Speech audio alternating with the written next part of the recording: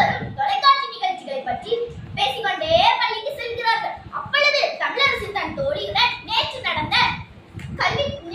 கல்வி செல்வம் ஒரு செல்வமும் என்ற தலைப்பில் நடந்த கலைத்துறையாடலை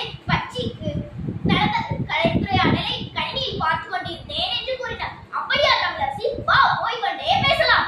கல்வி செல்வமா பொருள் செல்வமா எது சிறந்தது என்று நீ நினைக்கிறாய்? நான் கல்வி செல்வம் தான் சிறந்தது என்று கூறுவேன்.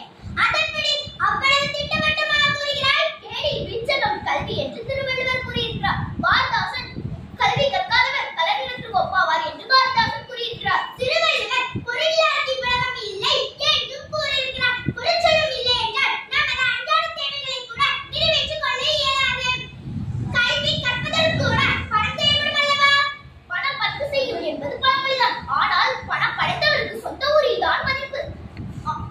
கல்வி கற்றவர் சென்ற இடமெல்லாம் சிறப்பு பெறுவர். ஒரு செல்வம் நிலை இல்லாதது. ஒரு செல்வம் கொடுக்க குறையக்கூடியது. கல்வர்கள் கவர்ந்து செல்லக்கூடியது. கல்வி செல்வமே பயன் தருவது என்றும் அறியாதது. பணம் இன்றி எப்படி வாழ்வது? கற்ற கல்வியால் பணம் ஈட்டவும் முடியும், வாழ்க்கை உயரவும் முடியும். கல்வி வளர்ச்சிதான் எல்லா முன்னேற்றத்திற்கும்